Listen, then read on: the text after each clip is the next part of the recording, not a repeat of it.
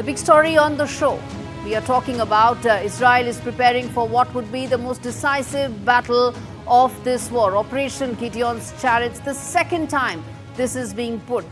Greenlit in the last 24 hours by Defense Minister of Israel, aims to capture Gaza City, Hamas's final stronghold. It comes after the first time this campaign was started, leaving stages in limbo, in fact leaving the several aspects of this in limbo, and Hamas fighters still embedded. So now what will be the future of Gaza City in the wake of this fresh push by Israel is going to be our key focus. 60,000 reservists have actually been brought in, and let's get you what that final push is all about with the numbers that really tell the story. Let's put out those numbers. First and foremost, 60,000 reservists have been brought in by Israeli Prime Minister as he wishes to put this as the final push to ensure that Hamas is completely decimated. Next up, IDF will encircle and isolate Hamas strongholds. Remember, there's been a lot of back and forth in terms of whether Israel is able to stamp out, weed out Hamas completely. They've been decimated quite significantly militarily, but the hostages remain. And that is the leverage that Hamas has, which is what IDF is trying to ensure, that they're able to encircle and ensure that they isolate them. Evacuation corridors will be cleared south for civilians. It's a huge civilian humanitarian crisis that Gaza City has been facing now ever since the war started after the attack on Israel on 7th of October 2023. But there will be a civilian corridor that will be created. This is the final push for which Israel is now preparing. Next up, the objective, total Gaza control by the IDF, something that Benjamin Netanyahu spoke about almost a fortnight back when he said that there has to be a new Gaza plan, maybe a new Gaza authority that will come in place because we want to ensure we put an end to this. And this is the plan, full and complete control of Gaza City. Is that possible? What happens next are questions that will come in later. Remember, that's day after. Right now, the battle continues, and this is what the plan is. Next up, hostage deal talks have been stalled. Military moves forward. There's been some update as far as what Hamas has been wanting to do. It wants a 2-month ceasefire. Of course, the condition is that they will continue to rearm, regroup. That's a deal breaker as far as Israel is concerned, which is why it's back to the battle lines, it's back to the front lines where decision will be taken. And lastly, operation framed as war's most decisive and final act. This is what many in the Israeli government feel is what it will take to finally put an end to this conflict that has taken about 1,291 civilians in the first initial assault that came in on Israel. Add to it the 250-odd hostages. And then on Israel, on Palestinian side, on Gaza side, the Gaza numbers, which are disputed, exaggerated, but for want of another statistic, stand at upwards of 60,000 people. This is the final assault, and this is what it will take to probably put an end to it.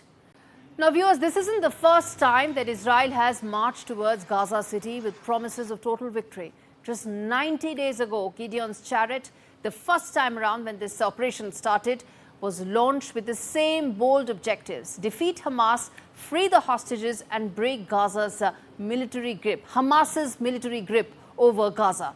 Instead, it ended in stalemate, strategic drift maybe. Here's why the first offensive fell short and what lessons may have been ignored by the IDF, by Israel. Take a look at this report.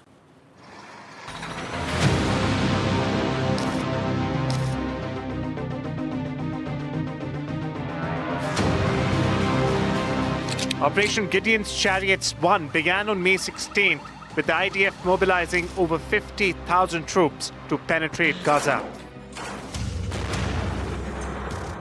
The stated goals were to seize control of key urban areas, dislodge Hamas militants, relocate civilians southwards, and secure the release of up to 50 hostages.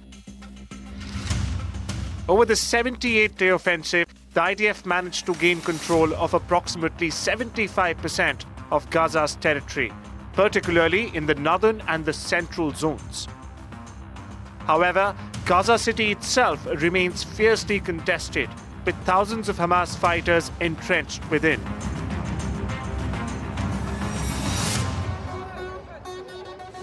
Despite heavy fighting, the relocation of civilians southwards did not materialize as planned, with over 1 million Palestinians still residing in northern Gaza. The military also faced significant challenges securing the humanitarian aid corridors, disrupting the flow of food and medical supplies. Casualty figures during the operation included 48 IDF soldiers killed, while Palestinian civilian casualties continue to mount amid ongoing conflict. Most critically, the operation did not secure the release of any remaining hostages. Indirect negotiations for hostage release have stalled, with Israeli officials maintaining a firm stance that all hostages must be freed before any ceasefire. With these mixed outcomes, Operation Gideon's Chariots 1 has quietly drawn to a close. Its objectives only partially met as Israel now plans the next phase.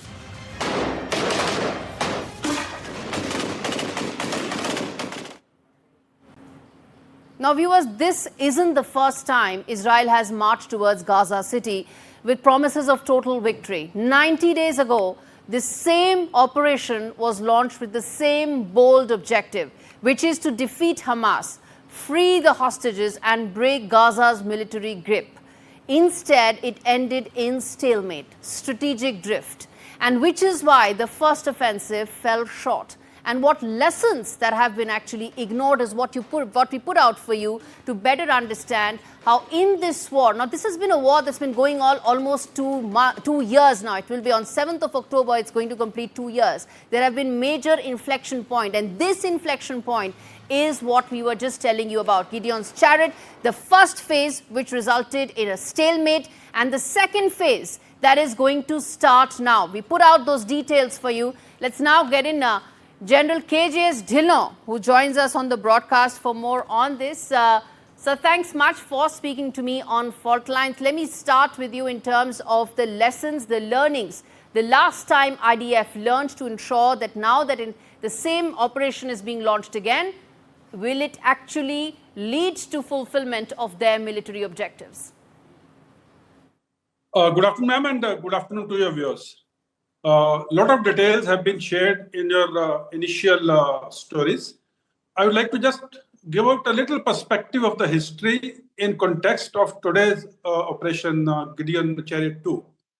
See, we know this problem is as old as 1948. In 1956-57, when the Suez Canal episode happened, that was also the time when Israel had occupied this area. Again, in 1967, after the Six-Day War, Israel again occupied this area. And somewhere in between, General Ariel Sharon devised a plan of something called 5 fingers.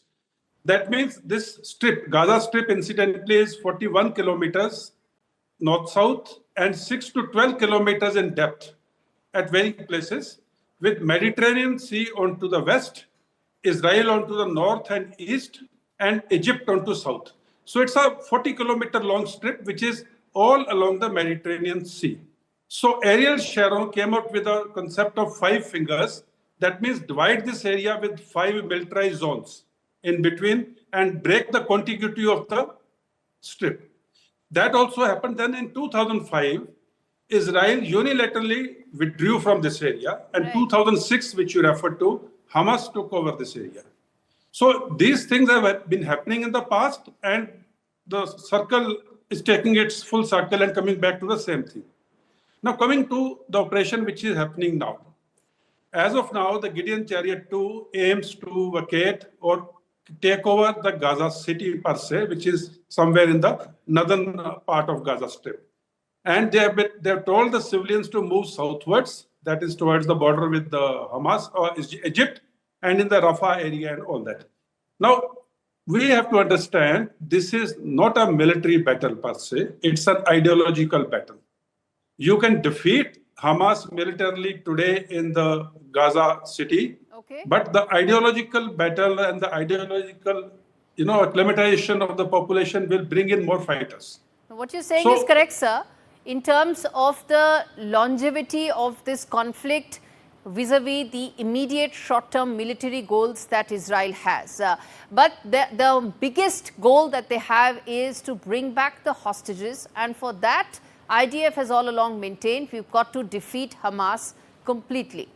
And Absolutely. do you think that the operation being launched second time round will be able to achieve that for Israel? I mean, this also, the offer made by Hamas of exchanging 10 hostages with a 60-day ceasefire to be declared by Israel has been negated by Israel. Israel wants all the 50 hostages back, and then only they say we'll talk about ceasefire.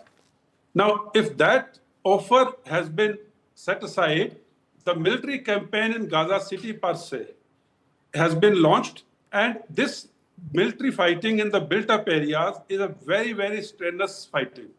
In a built-up area where Hamas has been living in those areas for a number of years, IDF, that is Israeli Defense Forces, will encounter mines, they will encounter booby traps, they will encounter snipers sitting at vantage points and taking on one by one. So it's going to be a long-drawn battle. It's not going to be an easy fighting in built-up area of whatever is left of Gaza City. It is not easy. And secondly, will the civilians withdraw 100%? Because Hamas has been always using civilian as a human shield. That's the real challenge, yeah. And that is a tactic. And third point is the humanitarian aids, which has to be brought in because people don't want the aged, the ladies, the children to die in this conflict. All right. So there are varying aspects of this conflict. Military is only one aspect. Absolutely. Military is only one aspect to it. There are humanitarian concerns. Yeah. Then we spoke about the ideological aspects, which is the origins of why this continues and why it's unlikely to potentially die anytime soon. But I have to leave it there. General Dillon, thanks so much for speaking to me on fault lines, on a military battle that has many nuances and many aspects to it. And viewers, that's really what we are picking up as far as when you take off your blinkers, this is what you understand.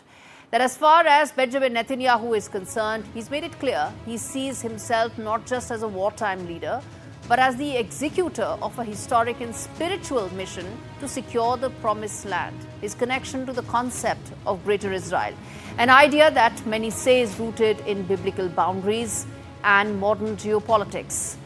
It erases and in fact it puts this war in existential terms. That's what makes this particular conflict, this particular push by IDF more than just a follow-up operation.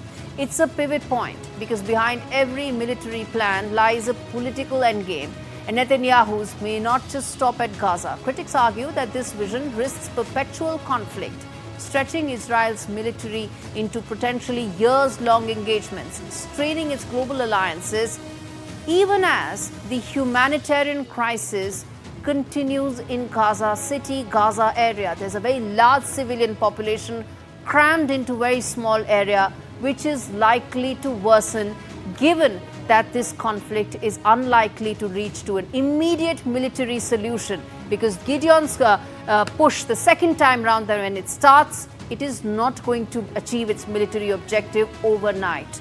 And that is why this needs to be seen in that context.